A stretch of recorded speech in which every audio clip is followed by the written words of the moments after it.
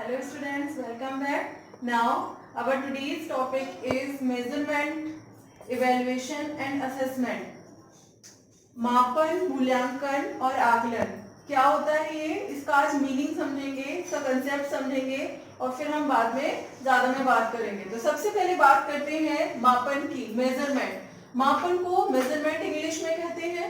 Measurement जैसे आप लोग समझते होंगे, मापना। मापना क्या है, जैसे आपकी नाप लेनी है, आपको दूध लेना है, दूध हम लीटर में मापते हैं, आपको इंची टेप से अपने कपड़े नपवाने होते हैं।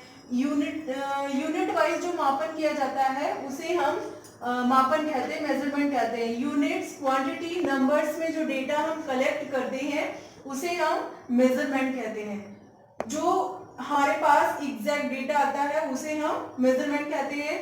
हम एक डेफिनेशन आपको देते हैं तब आपको क्लियर हो जाएगा। Measurement is the process of quantification. जो मापन है वो क्वांटिटी वाइज मापने का एक तरीका है, एक प्रक्रिया है। ज्यादातर मापन और मूल्यांकन और असेसमेंट की जरूरत हमें तब होती है जब बच्चा हमारा क्लास में पढ़ रहा होता है और जब हमने उसके सारे डोमेन को दिखाना होता है कि उसने वो डोमेन अपने कितनी हद तक प्राप्त कर लिए हैं, तो उस टाइम हमें मापन और मूल्यांकन की आवश्यकता होती है। तो अभी तक मैंने आपको सारे डोमेन भी बता दिए हैं, तो ये मापन और मूल्यांकन उसी का पार्ट है, टीचिंग का ही है। तो इसे मैंने आज स्टार्ट किया है। तो उसके बाद एक जेएस रॉस हुआ करते हैं, उन्होंने एक डेफिनेशन दी, यदि मापन के सारे यंत्र समाप्त कर दिए जाएं तो आधुनिक सभ्यता बालू की रेत की तरह ढह जाएगी। अगर हम किसी चीज को मेजर नहीं करेंगे, अगर हम कोई भी, जैसे मान लीजिए एग्जांपल, आप खाना बनाते हो, खाना बनाने में अगर हम किसी चीज को मेजर करके नहीं डालेंगे तो हमारे खाने का कोई स्वाद नहीं। उसी तरीके से जैसे आप कपड़े बनवाते हो, अगर आप उसको ठीक ढंग से मेजर कराकर नहीं बनाते हो तो उस कपड़े का कोई मोल ही नहीं है, उसको कोई उसकी अवेलेबिलिटी नहीं है, नहीं हम पहन सकते उसे। और आपको एक बात बता दें कि जो इवैल्यूएशन है वो हमारे ब्रॉड लेवल पर है और इवैल्यूएशन का ही पार्ट है हमारा मेजरमेंट एंड असेसमेंट। मेजरमेंट को हम मापन कहते हैं और असेसमेंट को हम आकलन कहते हैं और इवैल्यूएशन को हम मूल्यांकन कहते हैं, मूल्य का अंकन करना। अब मापने के द्वारा जो भी हमारा मूल्य, जो भी हमारी क्वांटिटी मिली, उसका हम किस तरीके से अंकन करेंगे, उसका हम किस तरीके से जजमेंट करेंगे, ये है हमारी आकलन की प्रोसेस। और जो हम जिन उद्देश्यों को प्राप्त करने के लिए डेटा कलेक्ट करते हैं, उन डेटा को हम रिव्यू करते हैं, हम उसकी प्रोसेस को किस हद तक प्राप्त करते हैं, जो प्रेजेंट की प्रोसेस है वो है हमारी असेसमेंट की प्रोसेस। अब बात करते हैं असेसमेंट की। असेसमेंट को हिंदी में आकलन कहते हैं।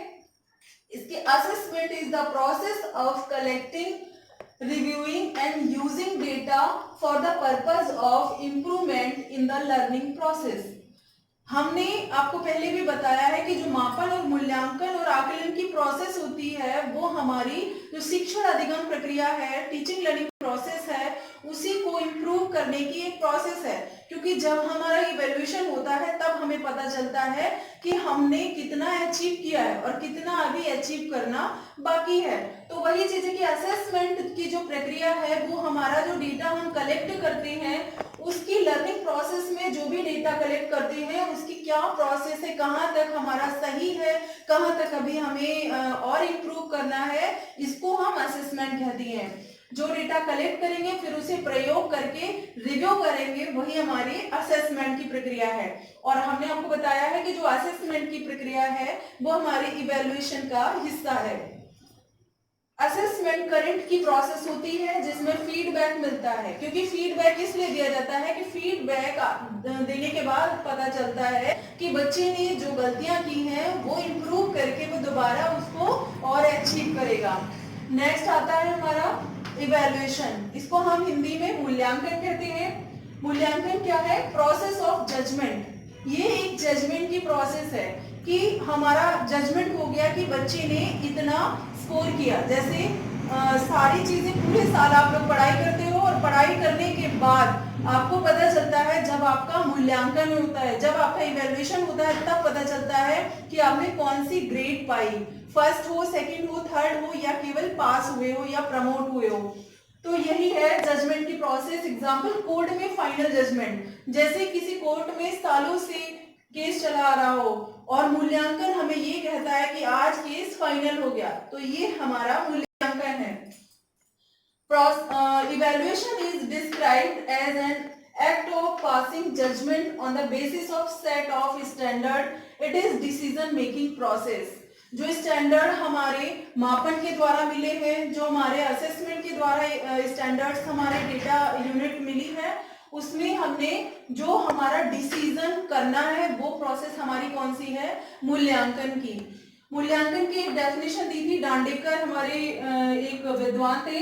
मूल्यांकन की प्रक्रिया हमें यह बताती है कि बालक ने किन उद्देश्यों में किस सीमा तक प्राप्त कर लिया है, किन उद्देश्यों को किस सीमा तक प्राप्त कर लिया है।